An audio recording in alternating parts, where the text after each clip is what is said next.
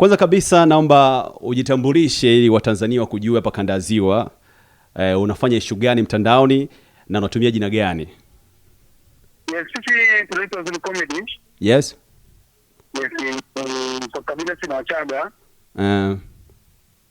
Mimi hapa naitwa Kisharia au Mr. Thomas Babu, nikiwa na mwenzangu anaitwa Mleu au Mr. Robert Babu. Yeah. Ila kwa majina kabisa kuzaliwa mimi naitwa Linus Frank Maja. Alafu na ndugu yangu yule anaitwa Zuberi Donald Tulaya. Ndio hapo ndipo tulipozalisha jina la Zulu. Zulu Comedy. Zuberi na Linus. Yes. Mlianza lini harakati kama hizi? Harakati kama hizi tulianza mwaka 2019. Long time. Yes, long time. Ilikuwa kipindi fulani cha COVID, tulianza na wakati mgumu kidogo. Yes, lakini tunamshukuru Mwenyezi Mungu. Yes, ndio ni rahisi sana. Kwa sababu watu walitupokea vizuri. Ni content ipi ambayo ilikufanya uende mjini zaidi? Yaani kwa mara ya kwanza unafanya content kali ikakufanya ukaenda mjini na ukafahamika zaidi mtandaoni? After this tulifanya content ambayo tulifanya sisi. Kwanza ilikuwa ni kipindi kile cha mwisho wa mwaka. Kwa hiyo tukafikiria tukaona Wachaga wengi huwa wanarudi nyumbani. Kwa hiyo tukafanya kwa point Wachaga. Sasa ilipokelewa tofauti na sisi tulivyoileta kwa watu. Ilipokelewa kwa ukubwa wa hali ya juu. Yeah. Ni content ambayo tuliposti ya kwanza na ikaleta mashiko makubwa, ilipokelewa vizuri sana. Yes. Ilikuwa inahusu nini? Umesema ilikuwa inahusu kurudi kwa Wachaga nyumbani. Ilikuwa inahusu kitu gani ese? Hiyo content ilikuwa inasema hivi. Tangazo kwa Wachaga wote walio ndani na nje ya nchi, tusiwe kwa makini.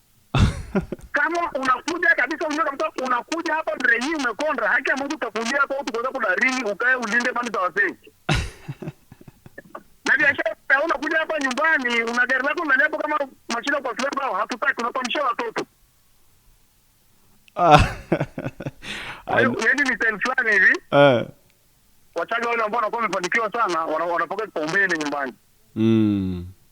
Alafu wale ambao hawajafanikiwa hawapewi kipaumbele, ndio kurudi mjini wakapambane zaidi. Okay. Kwa nini uliamua kubezi zaidi kwenye Uchaga tu? Kwa nini uliamua kuchukua hiyo side? Hiyo tena Uchaga ndio iliyotambulisha.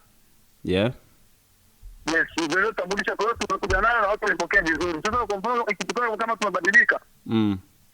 Kuna mashabiki zetu kuna vitu wanakosa kama vile wanavikosa fulani hivi. Yes. Safari kuna na stendi moja. Ile ya kumwagilia moyo. Ikafikia mahali wanasema bana ule Uchaga tumeumicha ule Uchaga mwanangu, hebu rudi kule mnapiga. Bora mimi turudishie tena Uchaga. Safari ilikuwaje kutokea mwaka 2019 mpaka hivi sasa? Changamoto ambazo umezipitia na mafanikio ambayo umeyapata kwa kipindi chote hicho ni yapi? Yes. Changamoto ni nyingi.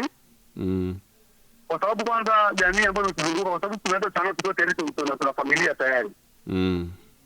Kwa upande wa wake zetu, upande wa wakwe, wanakuwa wanakuona kama vile mtoto mtumeni na darasa sasa inakuathiri.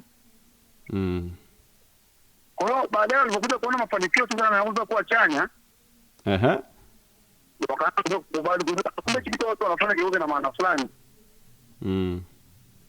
Yes, kwa hiyo mmoja kutoka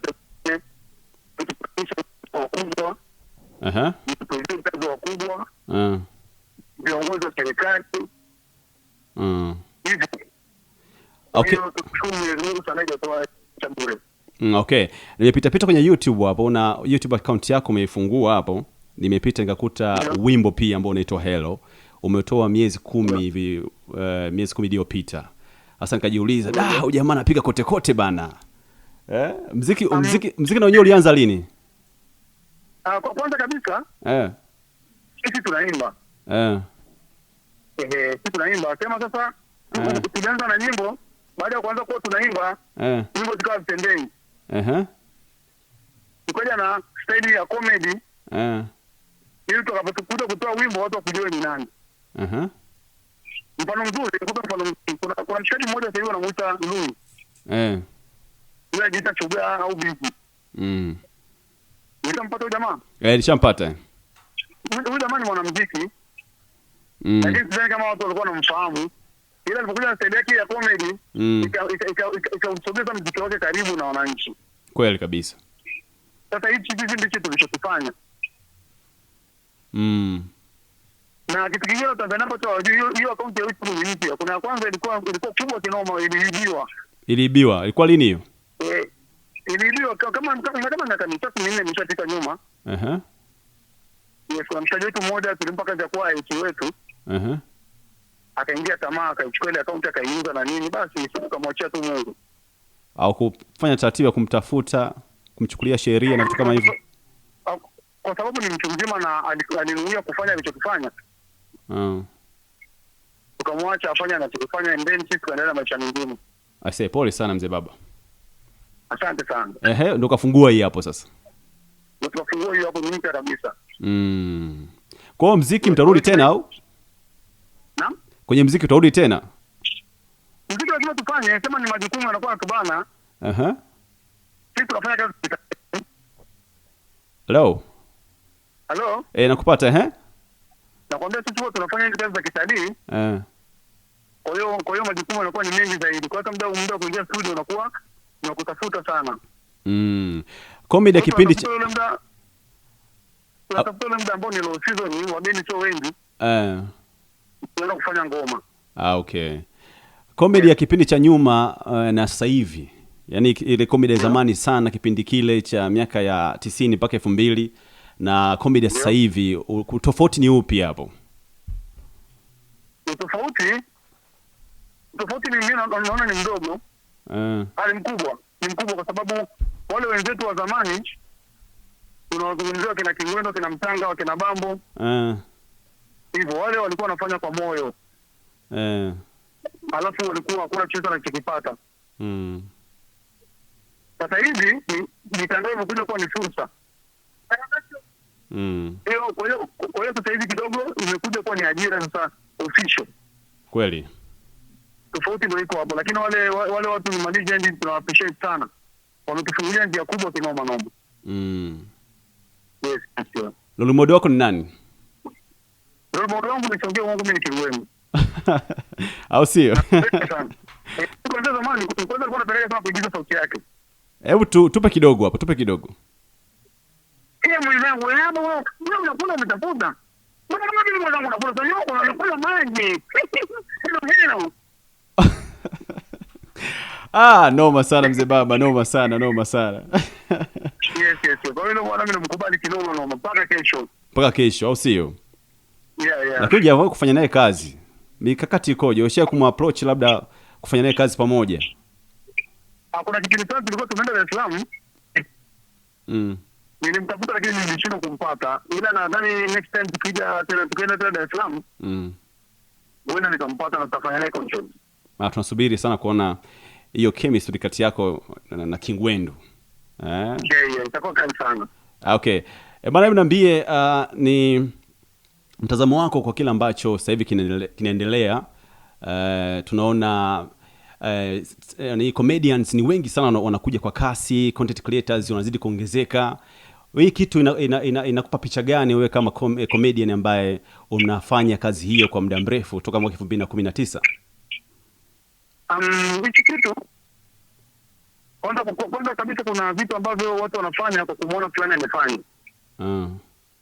Alafu kuna watu wengine wanafanya kutoka moyoni kabisa, wanaona huyu anafanya kitu poa sana. Sasa wale ambao wanakuja kwa kuiga ndio wale wanakuja kuleta mmomonyoko wa maadili. Wanaweza kuta wanafanya content zake kidogo zinakuwa na maudhui ambayo sio mazuri kwa jamii. Sasa kwa mfano kama mtu anapenda labda angepata wasaa wa kushauriwa, ile aweze kutengeneza vitu ambavyo viko straight. Kuja hapa hadi kinoma.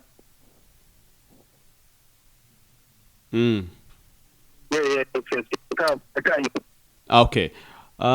Una neno gani labda tuseme, sababu wewe ni comedian alafu ni content creator mkubwa sana ambaye sasa hivi unatambulika, una kitu gani ambacho unakiona kina miss kwenye hiyo tasnia ya comedy Tanzania na ungependa labda kiwepo? Kinachomiss kwenye tasnia, niseme ukweli kutoka moyoni, ni upendo. Upendo.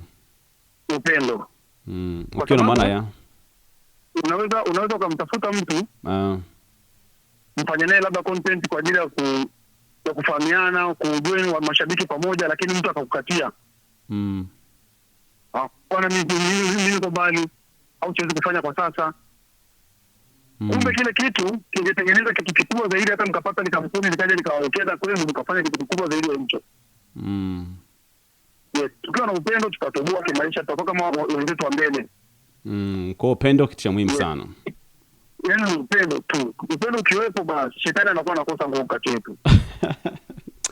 Nimeona ukiwa unafanya content za Yanga kama shabiki wa Yanga.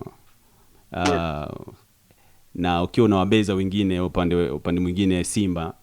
Hii imekuongezea uwigo gani katika upande wa numbers baada ya kuamua kufanya hiyo content ya kuwa shabiki wa Yanga ambayo utakuwa unawasema Simba vibaya? Uzuri mmoja, sisi tunatembea na upepo. Kati yetu kuna mmoja Yanga, mmoja Simba. Na katika mashabiki wa Yanga na Simba wa Simba, huwa tunawatengenezea chachu. Mmoja kiboronga tunaiponda. Kwa hata mashabiki wake wanaona kabisa hapa tumeborunda. Kwa hiyo namba zinaongezeka kwa mashabiki kuangalia huyu atafanya nini leo. Yes. Kwa hiyo watu wanakuja, wa Simba na wa Yanga wote wanakuja kuangalia je, leo tunasema nini hapa jamani. Kwa hiyo tulichofanya leo. Kwani kabila kweli? Hapana. Cha mwisho kwa mashabiki hapa Kanda ya Ziwa, una kipi cha kuambia? Mashabiki wa Kanda ya Ziwa kwanza niwapongeze. Ni watu ambao wana moyo. Support yao ni kubwa kwa sababu tunaona hata kuna wenzetu kutoka Kanda ya Ziwa wanasapotiwa vizuri sana. Hata wakija huku wanakuwa na upendo hali ya juu. Hao watu wako na upendo kinoma shout kwa wewe kama unanisikia. Watu wa Kanda ya Ziwa kwa mfano, hata kama mtu ana mtu jamani, mkapata mtu hapo Kanda ya Ziwa jamani, ukakuta na mtu makako hapo na shida gani jamani? Mimi appreciate sana, na watu fulani amazing kinoma, sisi tunawapenda sana. Tupe kidogo content moja hapo ambayo unahisi itawafurahisha wasikilizaji this time. Content ya namna gani? Yote ile. Ndio nataka kuambia ni hivi. Kipindi ni tambua. Watu waende kazini jamani, wajifanye tu unaumwa, unavizia nani hapo nyumbani. Watu wanafanya mambo mengine jamani, watu waende kazini wakapambane. Watu watakwenda kazini kabisa. Bana, shukrani sana mzee baba. I say one love sana.